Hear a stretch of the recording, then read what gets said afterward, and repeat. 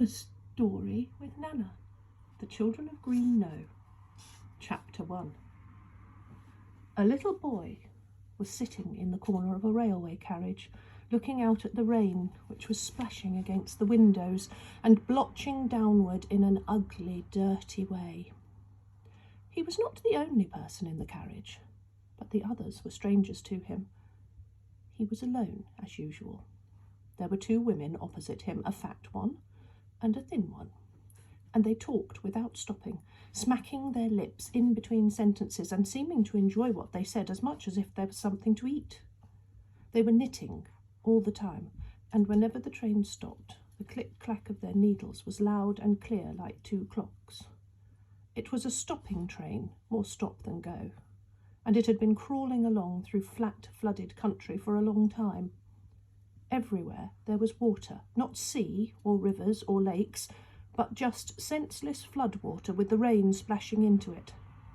Sometimes the railway lines were covered by it, and then the train noise was quite different, softer than a boat.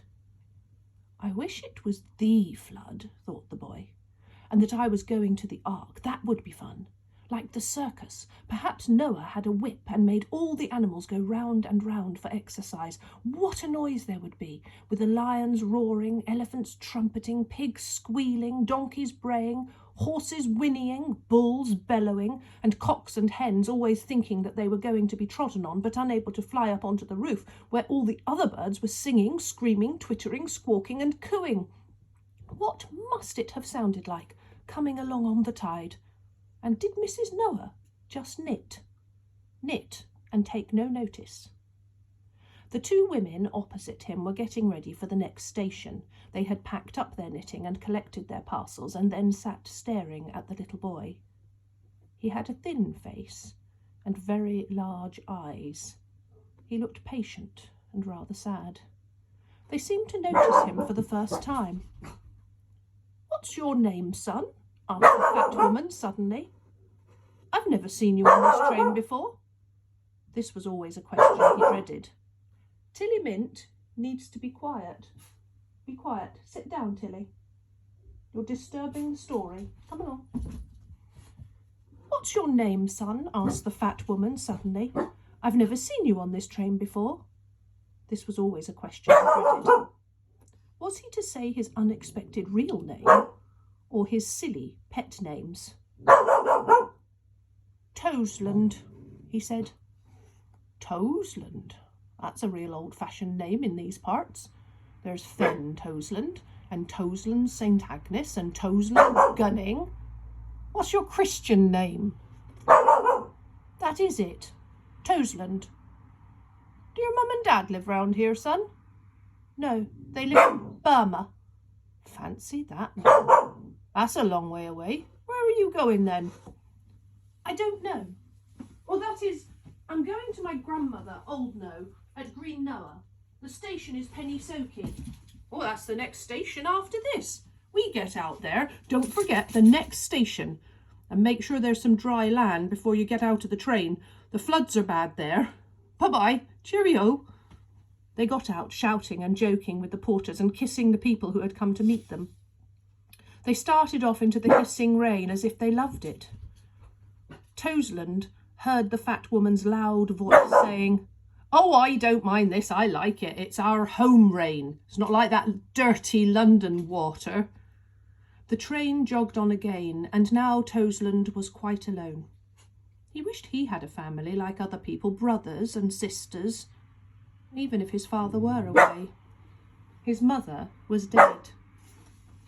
He had a stepmother, but he hardly knew her and was miserably shy of her. He had been at a boarding school, and for the last holidays he had been left behind to stay with the headmistress, Miss Spud, and her old father. They meant to be kind to him, but they never spoke to him without saying, "Dear." It was, "Finish up your porridge, dear. We don't want you to get thin." Or, "Put on your coat, dear. We don't want you to catch cold." Or, "Get ready for church, dear. We don't want you to grow up a heathen."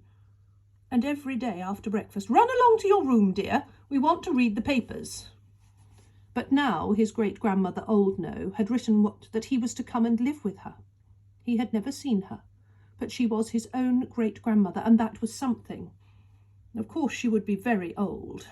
He thought of some old people he had seen who were so old that it frightened him. He wondered if she would be frighteningly old. He began to feel afraid already, and to shake it off he thought about Green Knowe and Penny Soaky. What weird names! Green Knowe was pure mystery, but Penny Soaky was friendly like a joke. Suddenly the train stopped, and the porters were shouting, "Penny Soaky! Penny Soaky!" Toseland had no sooner got the door open than a man wearing a taxi driver's hat came along calling, "Anybody here for Green Knowe? Are you Master Toseland for Green Knowe?" "Oh, yes, please, it's me." "This your luggage? 2 more in the van. You stand here out of the rain and I'll get it." There were a few houses to be seen on one side of the line, and on the other nothing but flooded fields with hedges standing in the water. "Come along," said the taxi-man. "I've put all your luggage in the car. It'll be dark before we get there, and we've got to go through a lot of water." "Is it deep?" "Oh, not so deep, I hope, that we can't get through. If it rains 40 days and 40 nights, it might be a real flood." Sure enough it would. Toseland sat by the driver, and they set off. The windscreen wipers made 2 clear fans on the windscreen, through which he could see the road half covered with water, with ditches brimming on either side. When they came near the bridge that crossed the river, the road disappeared under water altogether, and they seemed to drive into the side of the river with a great splash that flew up against the windows, but it was only a few inches deep. And then they reached the humpback bridge and went up and over it and down again into deeper water on the other side.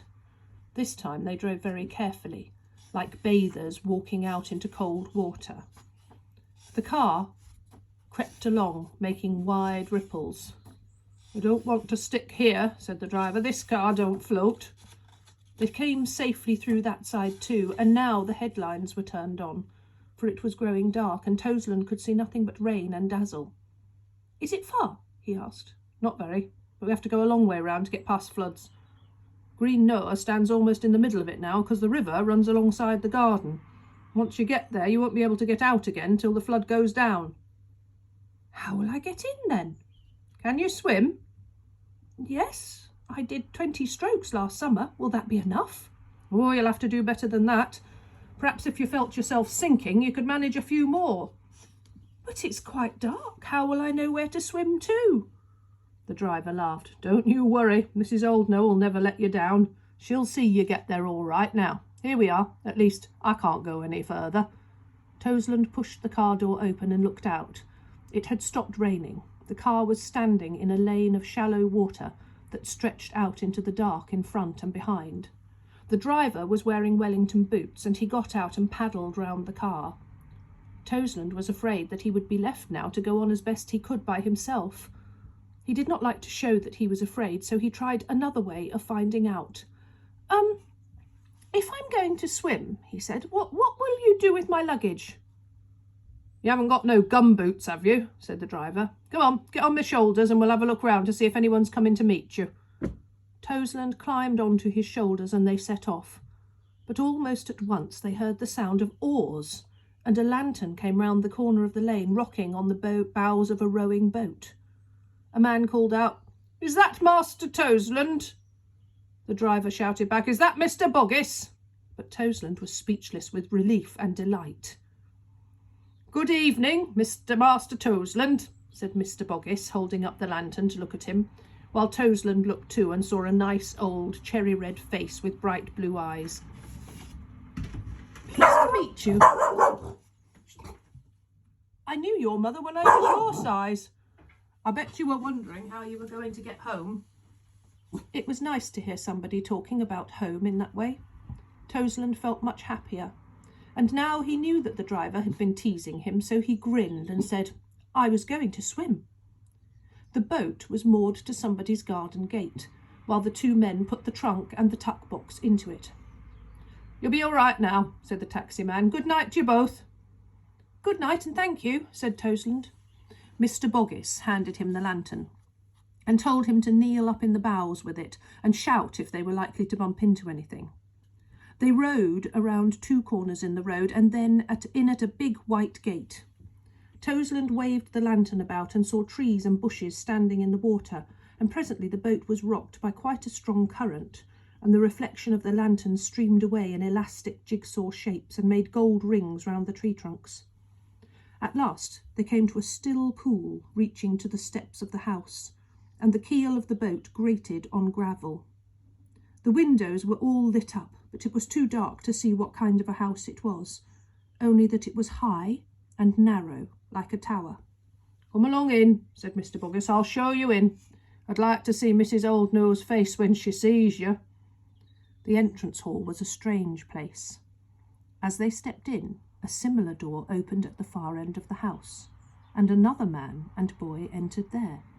Then Toseland saw that it was only themselves in a big mirror.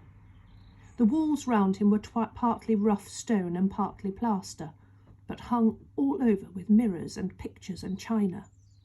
There were 3 big old mirrors, all reflecting each other, so that at first Toseland was puzzled to find what was real, and which door one could go through straight, the way one wanted to, not sideways somewhere else. He almost wondered which was really himself. There were vases everywhere filled with weird flowers, branches of dry winter twigs out of which little tassels and rosettes of flower petals were bursting, some yellow, some white, some purple. They had an exciting smell, almost like something to eat, and they looked as if they had been produced by magic, as if someone had said, "Abracadabra, let these sticks burst into flower." "What if my grandmother is a witch?" he thought. Above the vases, wherever there was a beam or an odd corner or a doorpost out of which they could, as it were, grow, there were children, carved in dark oak, leaning out over the flowers. Most of them had wings. One had a real bird's nest on its head, and all of them had such round, polished cheeks they seemed to be laughing and welcoming him. While he was looking round, Boggis had taken his coat and cap from him and hung them up. "Your great-grandmother'll be in here," he said, and he led him to a little old stone doorway, such as you might find in a belfry. He knocked on the door. "Come in," said a clear voice. Boggis gave Toseland a shove, and he found himself inside.